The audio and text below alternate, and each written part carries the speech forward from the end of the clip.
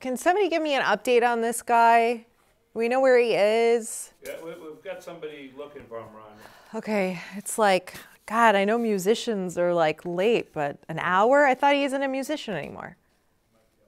He might be outside. All right, do you think we can at least tape the intro?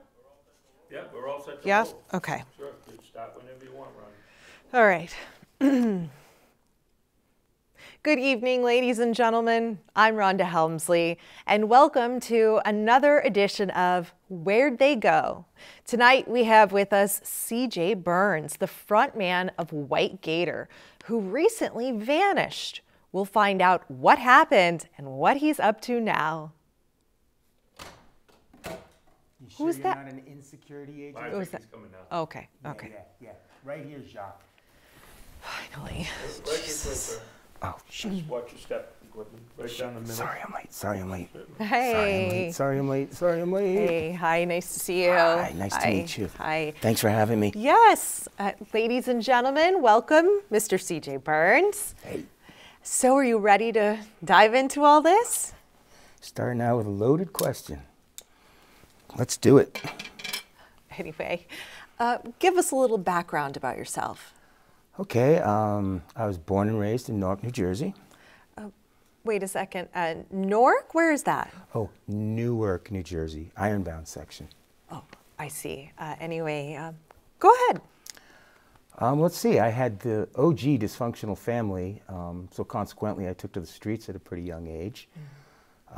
Fast cars, fast women, fast times, booze, drugs, the whole 9 yards. Next thing you know, I'm 19 and I'm in a metal band. Your first band. Yeah, NXG, thrash metal. That stuff hurt my throat. Just all the blah, blah, blah, blah. I knew I wouldn't last at that, so. So you left the band. Yeah. And then I met these two guys sneaking into a Queensryche concert one night. We had the best time. And then we started hanging out and got to be good friends, and it really wasn't too long after that we formed White Gator. Now, how did you come up with the name White Gator?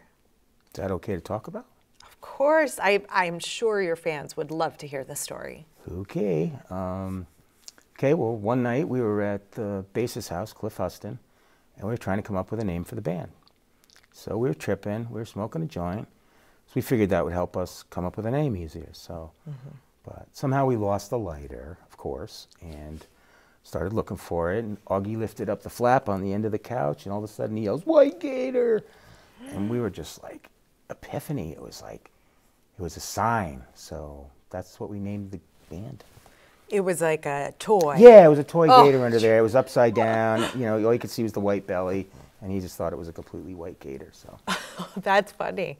That's funny. Well, how were those early years? honestly, good. I mean, not great. No money, doing the road grind, wine and women, but no recognition. We really didn't have any good songs back then anyway. Did you ever consider giving it up? Oh yeah, plenty of times.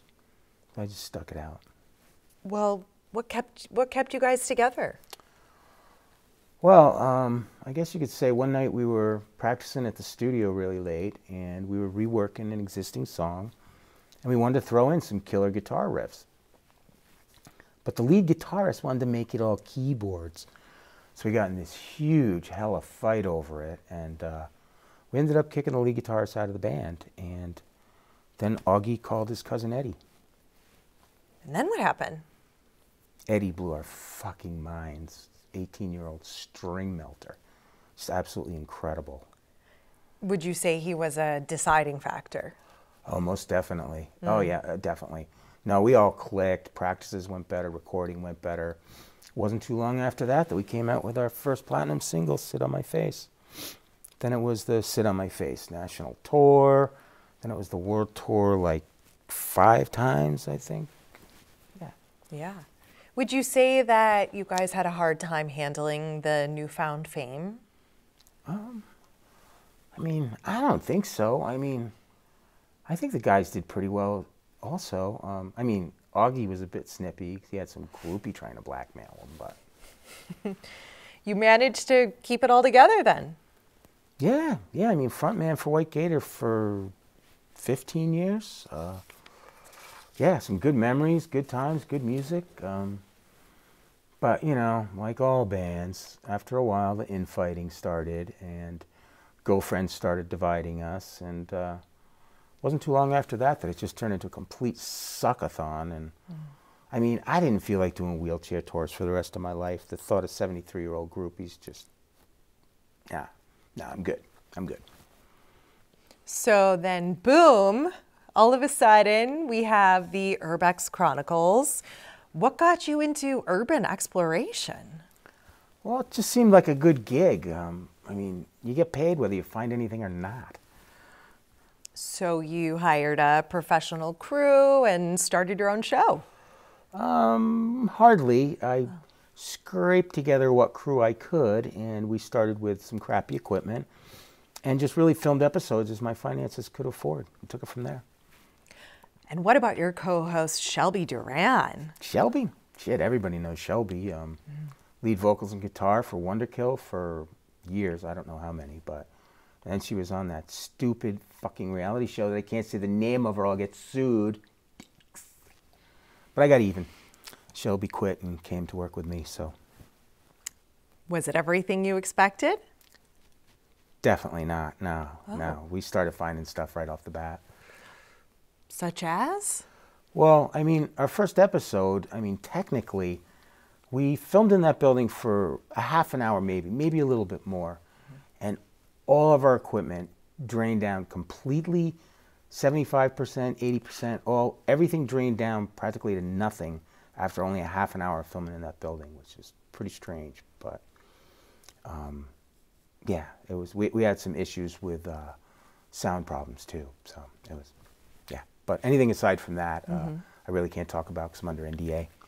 Oh, well, what can you tell us about maybe future episodes of the Urbex Chronicles? Well, we recently got some financial backing, so as far as I'm concerned, it's go time. And you think you have what it takes? Yeah, this story is way bigger than I ever would have imagined, any of us would have imagined, and it just keeps getting bigger all the time. We really opened up a can of worms. Ooh, well, we'll just have to stay tuned. And there you have it, folks. Thank you so much for joining us this evening. And thank you, CJ, for being here as well. Thanks for having me. It was wonderful speaking with you. And we'll just have to keep our eyes and ears open for future episodes of the Urbex Chronicles. Good night. Thank you, Rhonda. Yes, yes. Thank you good so night. much. Good luck Thanks with for the having show. me. Thank you.